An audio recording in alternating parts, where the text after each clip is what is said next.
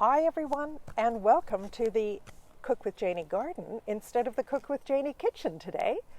I'm going to be telling you more about money saving tips while cooking, and we're going to have a bit of fun because I'm going to get you involved. I can hardly wait to see some of your answers, and I've already had some answers actually about money saving tips.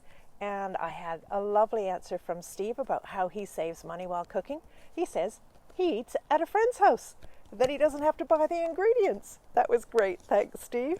And Izzy said cook ahead for camping and have a couple of meals ready to take with you. And Raylene's had a great little story. She's been away for a couple of holidays before lockdown this year. Once she took the train and actually did click and collect and got her groceries delivered ahead and took her Thermomix with her so she could cook. And she did the same thing another time in a tiny hotel room, still able to cook amazing meals and save money, not having to go out. That was amazing. So, and Nora sent me a lovely message yesterday. She said that she saves literally hundreds of euros every time they go on holiday because she's not having to buy every meal out. And that is wonderful. And she can take her Thermomix, or if she takes made ahead meals. So our first bit of fun today is we're going to talk about make your own.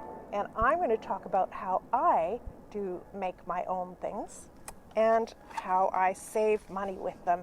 And I want you to see if you can pick one idea. Sorry, I'm getting this in the right place here. If you can pick one idea and try and do it this week, or one of your own ideas, but try and pick one thing that you haven't done before or that you just haven't done for a while, and pick it and then do it and save some money. It's great fun to do and it feels really great. So just as a couple of stories for you, when I first got my Thermomix, which is my favorite kitchen machine, of course, I always bought tomato sauce for pasta and for pizzas. And then I found out how easy it is to make, and it costs about a third or a quarter to make it yourself. So I was automatically saving money there and getting great flavor. And also I had never made real custard with eggs and milk. And when I found out how delicious it was, oh my gosh, I never looked back. My children had to adjust their taste buds gradually because they were used to the powdered custard mix. But I loved the new one, and they now do too, which is wonderful. So great to be able to tell you those couple of stories. And also, here's a couple of baking ideas for you. You could make your own bread. Sourdough has been really, really popular during the pandemic and the lockdown. So it's been a wonderful thing. There's loads of ideas and recipes on Cookie-Doo and on online generally that you can find to make your own bread, and even other sourdough things too, which is wonderful, and they have such good flavor. It's great fun. And remember, you are picking one idea from these make your own. So make your own. Oh, wrong one. I'm getting ahead of myself here. You've got a tip on what's coming next. So here we are, make your own.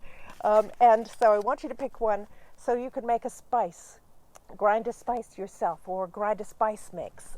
You could make your own flour, cookies, cakes, biscuits, snacks, energy bowls. You could do a chocolate something. Oh my gosh, you could have a lot of fun doing chocolate somethings. Make your own truffles, make your own treats, chocolate muffins, cakes, desserts. Oh wow, could you ever have fun with chocolate and save money at the same time by choosing to make your own.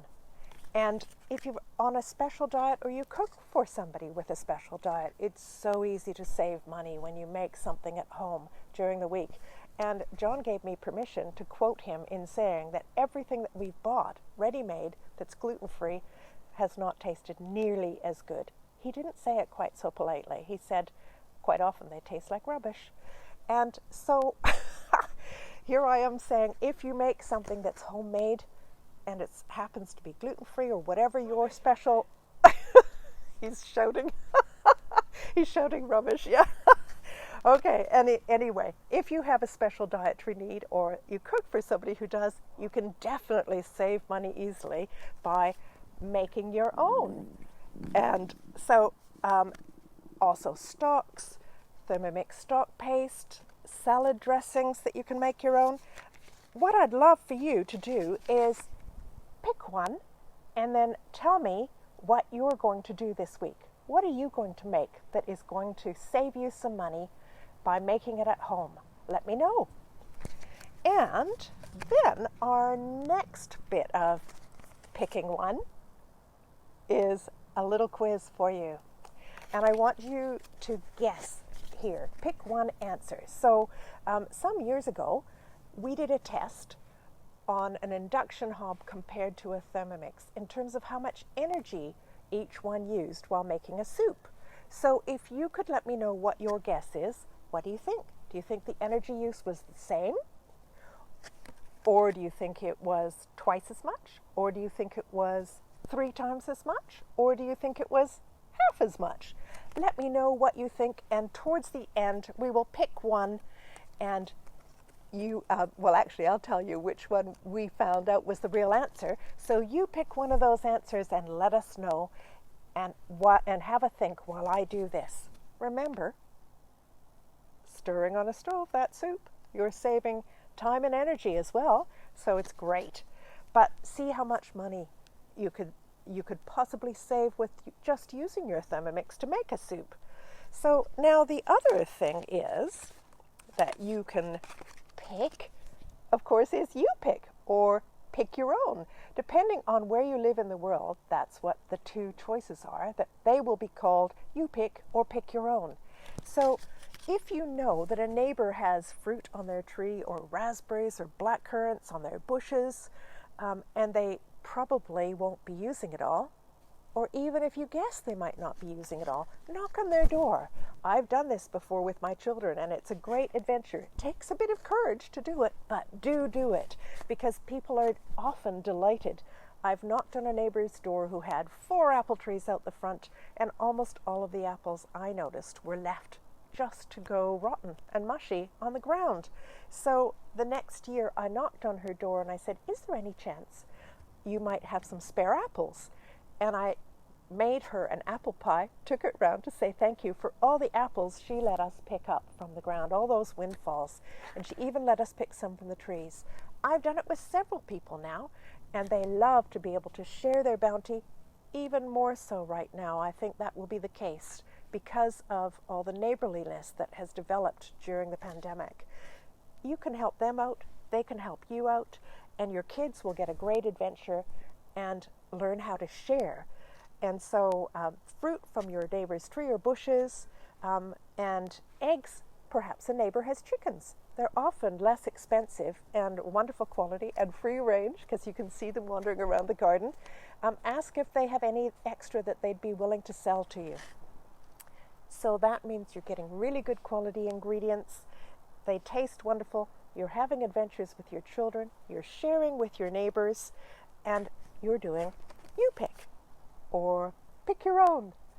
So now we're going to go back to the beginning and say, I've actually chosen 3 things to talk about today. You pick, as I just mentioned. Make your own. So let me find that little card. Make your own.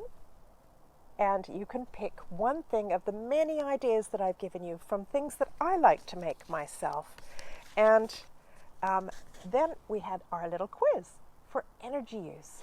So when Thermomix was cooking a soup, the same soup on the stove and on an induction hob, what do you think the energy use was? The pans took longer and they didn't have any lids on. So in actual fact, the energy use, I hope you all guessed, it was half as much. Totally amazing. So even with your energy use, you can be saving money while cooking with your Thermomix. So that's it for today. I hope you've had a bit of fun joining me today. I hope you will be making something for yourself. And just before I go, I need to show you what I made just now. When I did my cookies video a couple of weeks ago, middle of June, I made a whole bag of cookies that I popped in the freezer, frozen dough, ready to just put onto the tray and bake. And I just baked half a dozen, and I'm going to put them onto my little plate here. Thanks, Steve, for that beautiful plate that I've got.